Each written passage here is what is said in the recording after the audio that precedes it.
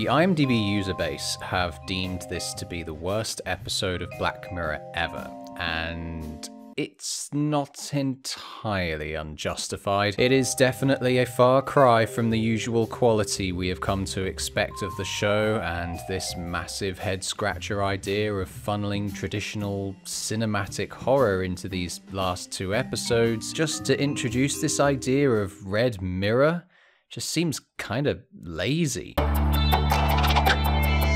Look, I get the need for reinvention and moving away from the technology aspect. If I'd been writing the same thing for 12 years, I'd want to spruce things up a bit too. Sadly, picking horror of all genres feels more like a step back than a step forward. I have plenty of time for original horror, but it's also the genre that is just plagued by an abundance of outdated franchises, tropes, and jump scares. Let's just say I was totally vibing with the episode's attempts to humanize the paparazzi, until it stopped being about that and just became a race to kill everybody off as quickly as possible. To think that the previous episode did such a creative job of not fetishizing violence and gore, and now this episode does exactly that. Like Beyond the Sea, this episode does a succinct job of getting everybody up to speed with the setting of the mid-noughties. Windows XP laptops, the Iraq War news stories, dial-up internet, and not just a flip phone, but a slide phone.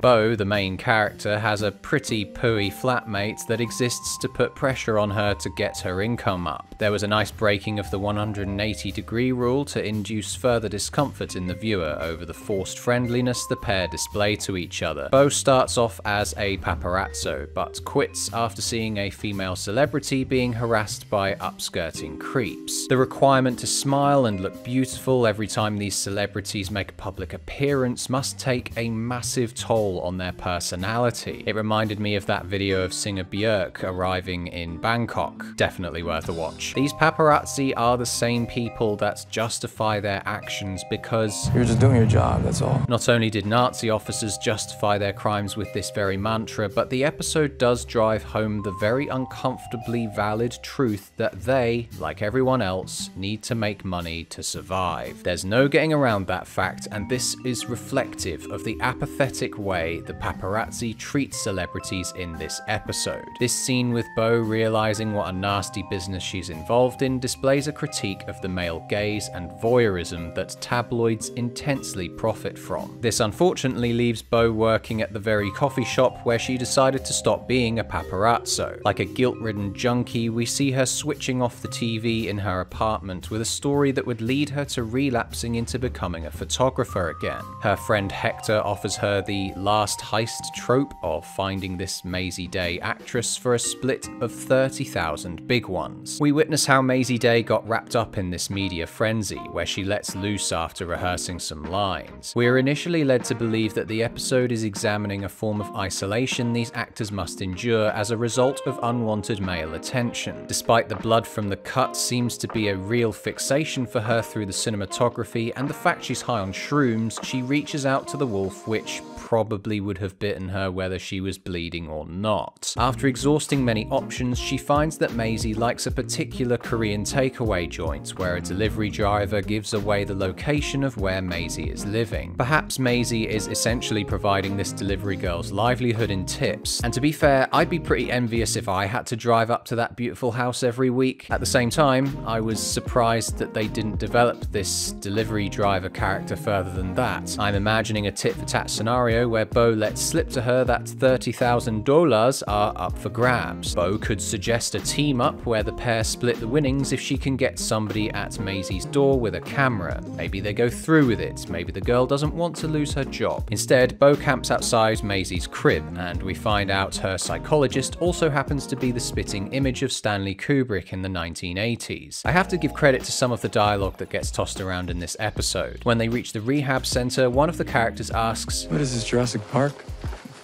Got a T-Rex in there or something? Which isn't too far from the truth, ironically enough. The trouble is that by this point in the episode, a tremendous amount of coincidences destroy my suspension of disbelief. We've already mentioned how easily this delivery girl gave away confidential information about her weekly customer, with Mazey conveniently being in the car that Bo tails. We also have the diner's bartender who just happened to have an uncle that got laid off from the rehab center for the weekend. Kyle, that's my uncle. Most days he's a masseuse there. He says someone hired the entire complex for the weekend. All the staff sent home. We even have those two stinky paps from the beginning of the episode that just happened to be following Hector for literally no reason. Topping it all off, the gang miraculously find a gap in the fence so that they can get into the rehab center. Were it not for her desire to help out a fellow human being, Bo might have never gotten her $1 million shot of Mazey Day. It was kind of weird that Mazey wasn't even that fussed about a bunch of people somehow getting into her room. You gotta go. You don't understand! No! Run away! But then again, she's probably drugged up to shit.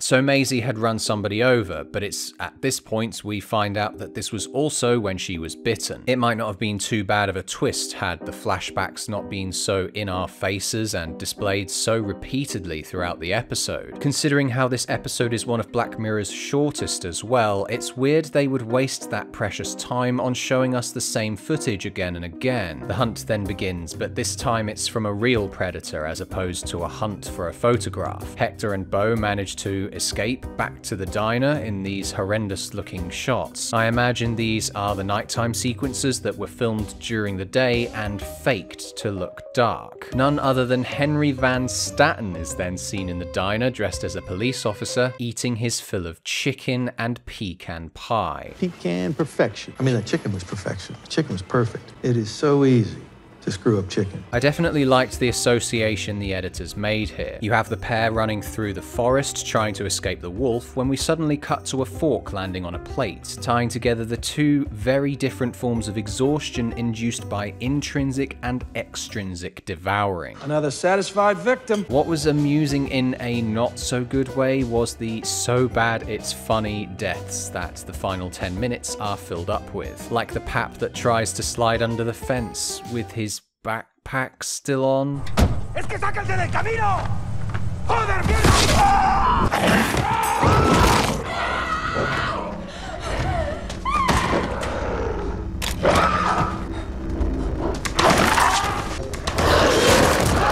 Let's slow things down real quick. With the couple and their burgers getting munched on right in front of the 3 surviving men, we then see Hector and Bo exchange glances. Then when we cut back to Hector, he's got his back to the wolf and is dragged to where one of the dead burger munchers is lying. At first I thought the wolf had just gone around the bar and snuck up behind him, but that would have meant sneaking up on the cop as well, which seems kind of far-fetched considering that Hector is squatting in front of the cop. Also, looking at the shot of Hector getting bitten, it's clear that the seats and the bar are to his right and has therefore turned a full 180 degrees just so he can be killed.